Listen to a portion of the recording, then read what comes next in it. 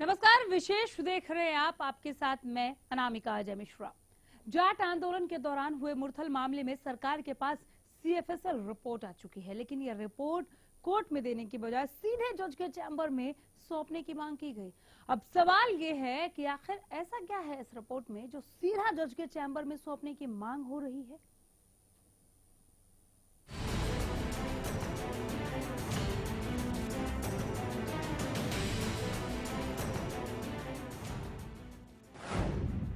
इक्कीस फरवरी की वो काली रात, मुरथल हाईवे का काला सच, सीएएल रिपोर्ट में छिपा राज। क्या अब जज के चैम्बर में खुलेगा राज? हरियाणा के सोनीपत में जाट आरक्षण की आग भड़कती है। हजारों करोड़ का नुकसान होता है, लेकिन इसके बाद जो खबर आती है वो सबको दहला देती है। मुरथल में महिलाओं के कपड़े मिलते हैं, वो महिलाएं जिनके साथ कथित तौर पर गैंगरेप हुआ। अब इस मामले में सुनवाई कोर्ट में है। एसआईटी इस मामले की जांच कर रही है। इस मामले में कोर्ट में आज भी सुनवाई हुई। सुनवाई के दौरान एक बार फिर सवाल खड़े हो गए। इस बार सवाल सीएफएल रिपोर्ट को लेकर हुए। इस मामले की सीएफएल रिपोर्ट सरकार के पास आ चुकी है, लेकिन एसआईटी ने रिपोर्ट कोर्ट के बजाय सीधे जज के चैम्बर में सौंपने की मांग की है। हालांकि इस रिपोर्ट को सीधे जज को सौंपने का विरोध भी शुरू हो गया है। ये विरोध किसी और ने नहीं बल्कि खुद न्याय मित्र अनुपम गुप्ता ने किया है। उन्होंने इस रिपोर्ट पर विरोध जताते हुए कहा कि मुझे जानबूझकर मामले से दूर किया जा रहा है। सीएफएल रिपोर्ट से खुलेगा मुरथल का सच। मुरथल कांड को लेकर कोर्ट में सुनवाई हुई। मामले को लेकर एसआईटी ने कोर्ट में रखी सीएफएसएल रिपोर्ट आने की बात। एसआईटी ने सीएफएसएल रिपोर्ट कोर्ट की बजाय जज को सीधे सौंपने की मांग की। न्याय मित्र अनुपम गुप्ता ने रिपोर्ट को लेकर विरोध किया। मुझे जानबूझकर इन सब से दूर किया जा रहा है। एसआईटी का कोर्ट पर संशय क्यों रिपोर्ट चैम्बर में सौंपने की मांग कर रही है एसआईटी? अब सवाल ये उठता है कि आखिर एसआईटी कोर्ट में रिपोर्ट पेश होने से क्यों डर रही है? क्या एसआईटी को कोर्ट पर भरोसा नहीं है? ये कुछ ऐसे सवाल है जो इंसाफ के दरवाजे पर भटक रहे लोगों के लिए सवाल खड़े करते हैं। Bureau report, Haryana news.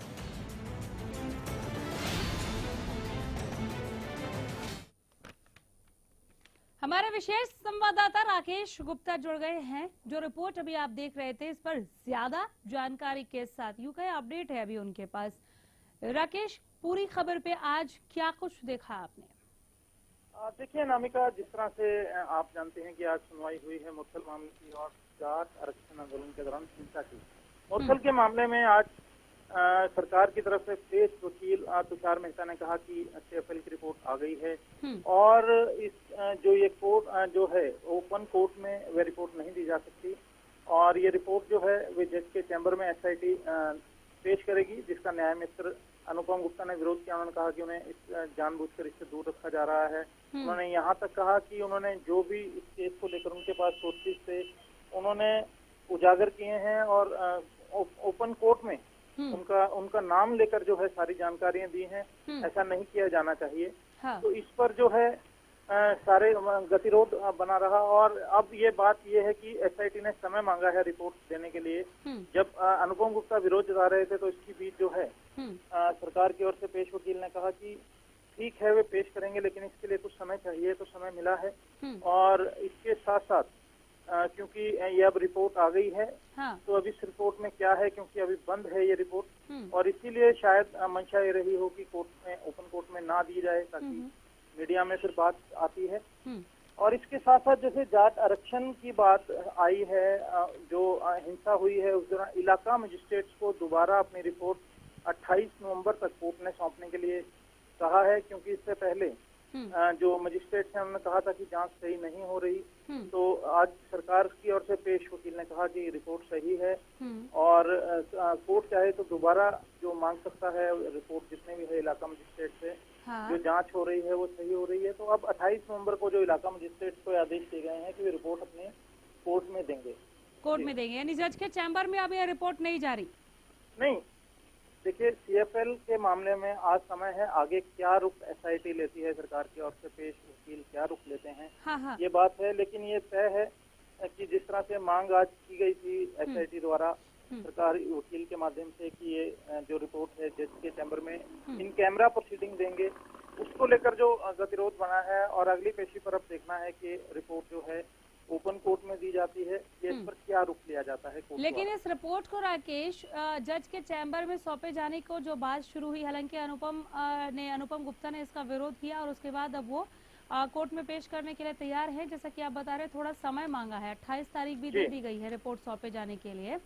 लेकिन जब जज के चैम्बर में रिपोर्ट को सौंपे जाने की बात कही गई, यानी इस बात से ही ये काफी कुछ क्लियर है कि बहुत कुछ लिए हुए है अपने भीतर ये सीएफएसएल रिपोर्ट।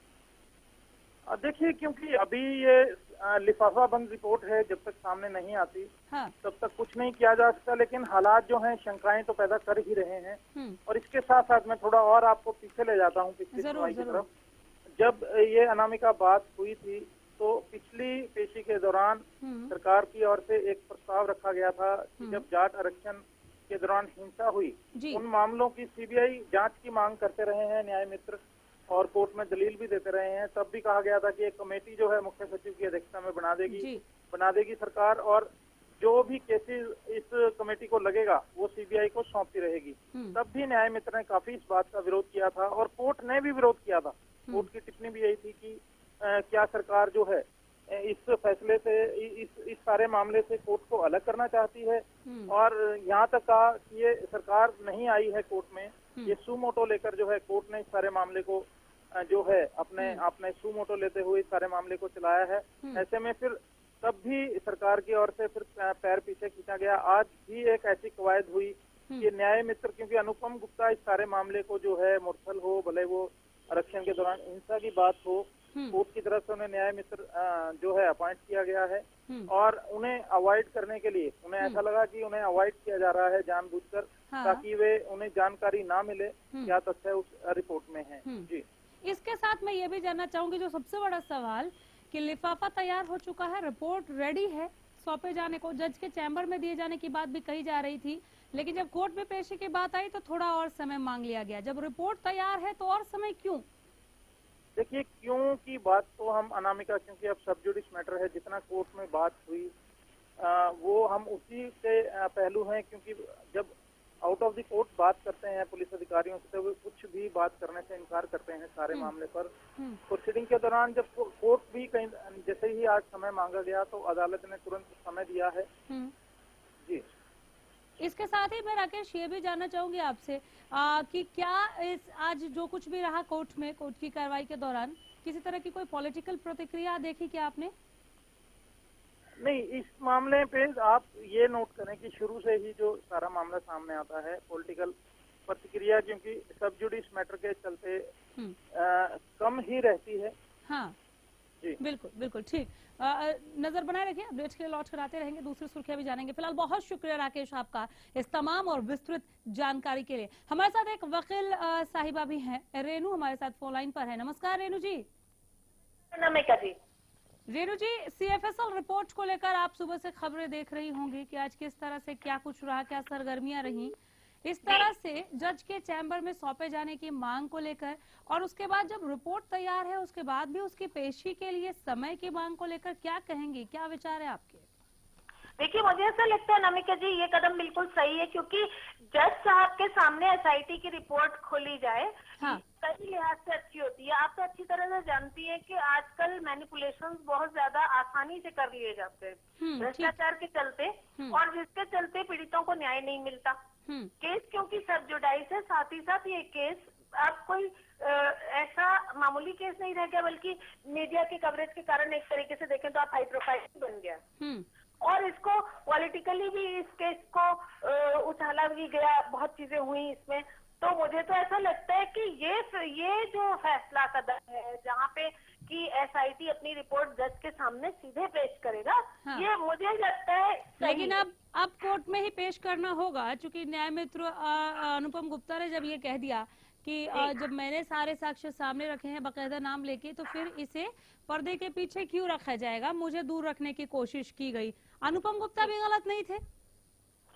जी बिल्कुल, मुझे लगता है कि बहुत सारी चीजें जब पारदर्शिता नहीं रह जाती और इस तरह के केसेस में जहाँ पे सिर्फ पीड़िता का न्याय इन्वॉल्व नहीं होता, बल्कि और भी लोग जो जुड़े होते हैं उनके भी न्याय का जो होता है मार्ग प्रशस्त करना होता है। तो मुझे लगता है बिल्कुल ये पहला कदम, अगर उन एसआईटी की रिपोर्ट अगर जज साहब के सामने पेश की जाती डायरेक्टली, ये बिल्कुल सही होगा। ये सही होता। एक सवाल और लेना चाहूंगी रेणु जी, रिपोर्ट जब तैयार है तो फिर उसकी पेशी के लिए समय मांगने के पीछे क्या देखती हैं आप? मुझे ऐसा लगता है कि कई दफे ऐसा होता है अनामिका जी, हाँ। कि कोर्ट में हर चीज ब्लैक एंड व्हाइट होती है, ये तो आप जानती हैं। पेपर डॉक्यूमेंट्स जो होते हैं वो बहुत महत्व रखते हैं, और कभी कभी ऐसा हो जाता है कि बचाव पक्ष का वकील हो या पीड़ित पक्ष का वकील हो, कभी कभी डॉक्यूमेंटेशन पूरा नहीं होने के कारण भी कभी कभी समय मांगा जाता है। तो उसको मैं उस लिहाज से देखती हूँ, अक्सर हम लोग भी समय मांगते हैं कि कुछ समय ले लेते हैं, डॉक्यूमेंटेशन अगर पूरा नहीं है तो हो सकता है उनकी कोई मजबूरी होगी, कोई उन्होंने इसलिए टाइम मांगा होगा। चलिए, बहुत शुक्रिया रेणु जी, समय दिया आपने, बहुत धन्यवाद। वकील साहिबा रेणु को सुन रहे थे आप। अब हमारे साथ बीजेपी से प्रोफेसर वीरेंद्र सिंह चौहान जुड़ गए फोन लाइन के जरिए। वीरेंद्र साहब नमस्कार। चौहान साहब, चौहान जी फोन पर है? चलिए, फोन डिस्कनेक्ट हो गया। प्रोफेसर वीरेंद्र चौहान से यहाँ पर काफी अहम बातचीत हो सकती थी इस सीएफएसएल रिपोर्ट को लेकर। 21 फरवरी की वो काली रात, वो हिंसा, वो घटनाएं अभी भी जहन में ताजा हैं। आप भूले नहीं होंगे, क्योंकि कोई भी ऐसी गली खाली नहीं रह गई थी जिसने वो मंजर देखा ना हो। और इसे ही लेकर ये रिपोर्ट, हिंसा को लेकर, मुरथल कांड को लेकर सीएफएसएल रिपोर्ट जो एसआईटी ने तैयार की है, अब 28 तारीख का इंतजार कि उस दिन कोर्ट में क्या रहता है, क्योंकि उस दिन अदालत में ये रिपोर्ट पेश हो जाएगी। एक छोटा सा ब्रेक ले रहे हैं, फौरन लौटेंगे।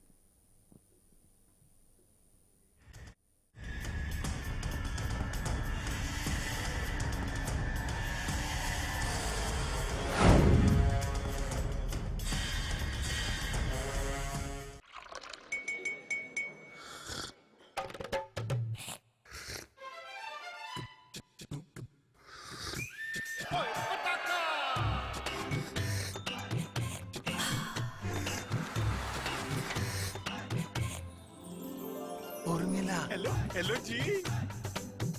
हो जाए। Thank you.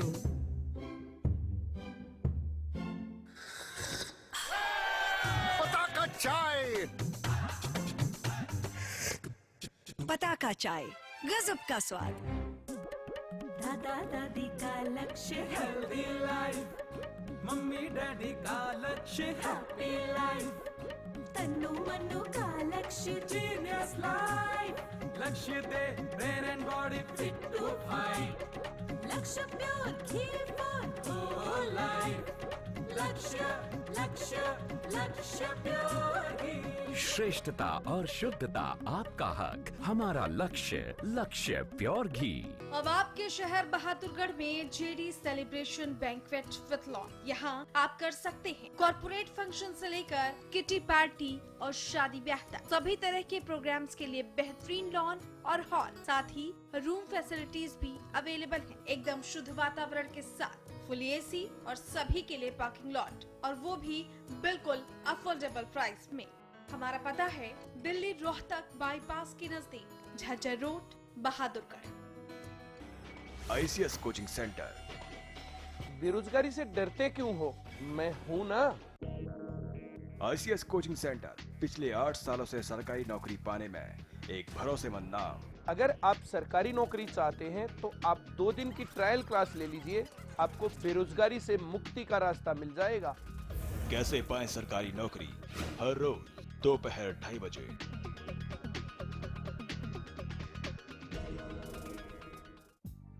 आपके सपनों का घर अब बना हकीकत।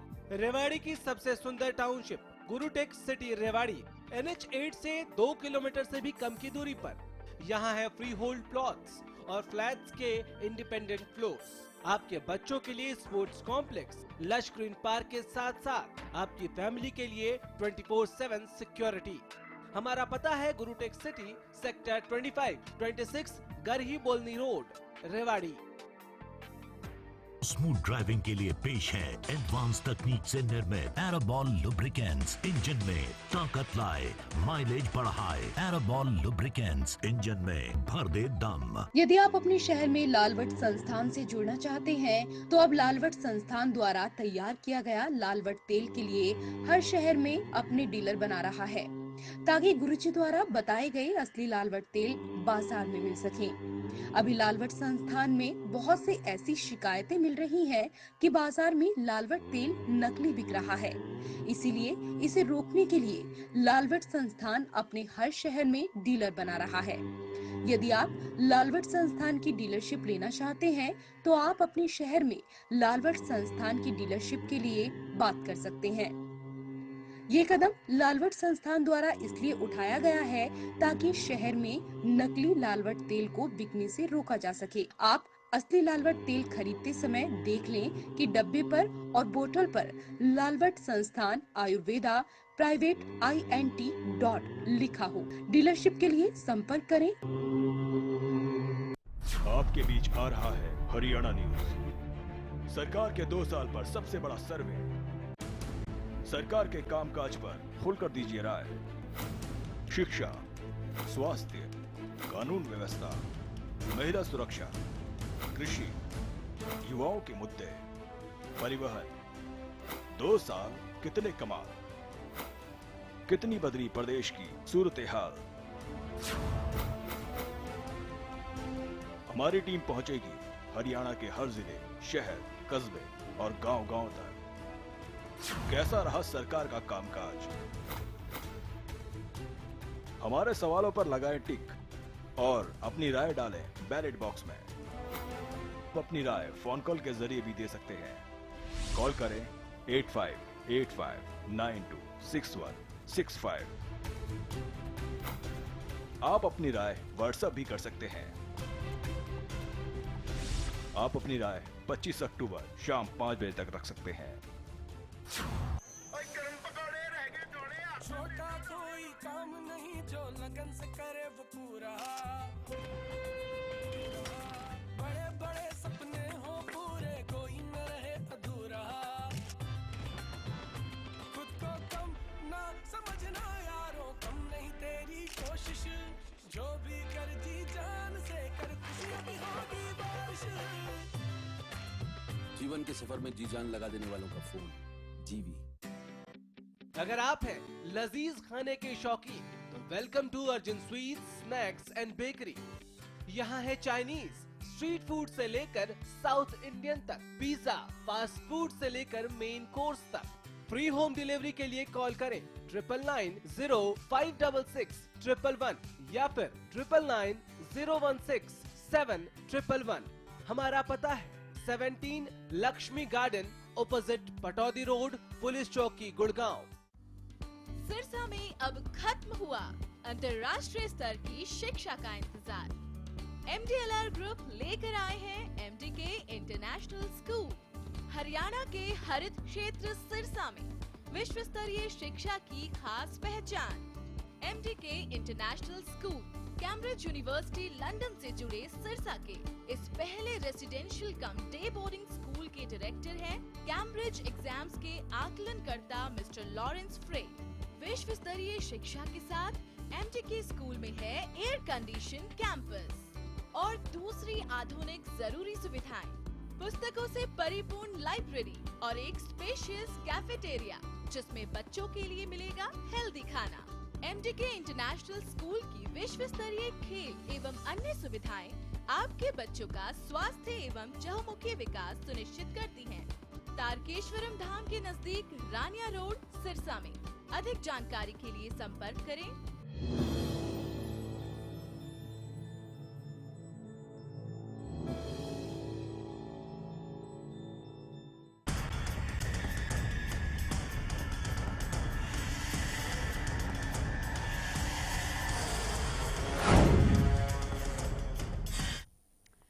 मुझे जानबूझकर इस मामले से दूर करने की कोशिश की जा रही है। न्याय मित्र अनुपम गुप्ता को यह कहने की जरूरत तब महसूस हुई जब मुरथल मामले को लेकर एसआईटी ने जो सीएफएसएल रिपोर्ट तैयार की है, जो इस वक्त सरकार के पास है, उसे जज के चैम्बर में सौंपने की बात कही गई बजाय की कोर्ट में सौंपने की। हालांकि अब ये बात हो गई है, हामी भर दी गई है सरकार के पक्ष की ओर से भी, सरकारी पक्ष की ओर से भी कि ठीक है, कोर्ट में ही इस रिपोर्ट को पेश किया जाएगा।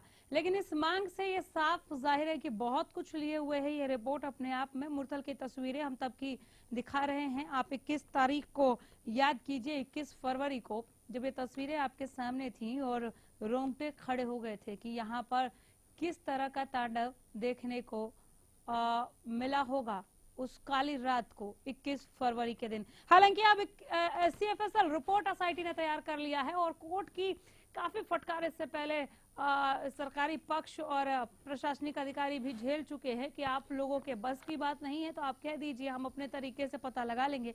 लेकिन अब सीएफएसएल रिपोर्ट का रेडी होना, सरकार के पास आ जाना, एक कोशिश जो सरकार कर रही थी उसको पूरा होते हुए भी दिखाती है। केवल ढींगरा हमारे साथ कांग्रेस से जुड़ गए हैं ज्यादा बातचीत के लिए। ढींगरा साहब नमस्कार। जी नमस्कार। सीएफएसएल रिपोर्ट को लेकर खबरें देख रहे होंगे आप। पहले ये मांग की गई कि रिपोर्ट तो आ गई है, एसआईटी ने जो रिपोर्ट तैयार की है, लेकिन हम जज के चैम्बर में सौंपेंगे, कोर्ट में सबके सामने नहीं। क्या जज के चैम्बर में रिपोर्ट सौंपे जाने के पीछे हम, हालांकि मामला सब जुडिस है, ये समझ सकते हैं कि बहुत कुछ है इस रिपोर्ट में जिसके सामने आने के बाद काफी कुछ उभर कर आएगा? देखिए, सरकार क्यों छुप छाप के या इस तरह से काम करना चाहती है? हाँ। सरकार को इसमें क्या दिक्कत महसूस हो रही है? बेसिकली तो क्लैरिटी है इस बात की कि वहाँ पे ये मामला हुआ, तो उसकी सही रिपोर्ट जो है वो कोर्ट में ओपनली क्यों नहीं बताई जा रही? सरकार को इसमें किस चीज का डर है और सरकार किस बात से डरती है कि मुरथल मामले में अगर हुआ है तो उन्होंने पहले छुपाने की बात करी, एसआईटी गठित हुई, उसने रिपोर्ट कुछ और दी, उसके बाद कोर्ट ने इस मामले को उठाया, फिर ये सरकार जो है डर रही है और इस बात को कह रही है कि हम फिर छुप के करेंगे। तो मुझे ये समझ नहीं आ रही सरकार जो है इतना छुपना क्यों चाह रही है इस बात से। चलिए, बहुत शुक्रिया केवल ढींगरा जी, बहुत धन्यवाद इस तमाम बातचीत के लिए। तो सरकार छुप कर काम करने की क्यों कोशिश कर रही है, इस तरह के सवाल उठने लाजमी हो जाते हैं। अनुपम गुप्ता ने भी सटीक सवाल पूछा कि जब मैंने सारे सबूत सामने रखे और नाम लिए तो फिर मुझे इससे दूर रखने की कोशिश क्यों? बहरहाल 28 तारीख को अगली सुनवाई है, बहुत कुछ सामने आ जाएगा, क्योंकि उस दिन सीएफएसएल रिपोर्ट जो एसआईटी ने तैयार की है वो अदालत में सबके सामने होगा। विशेष में फिलहाल इतना ही। नमस्कार।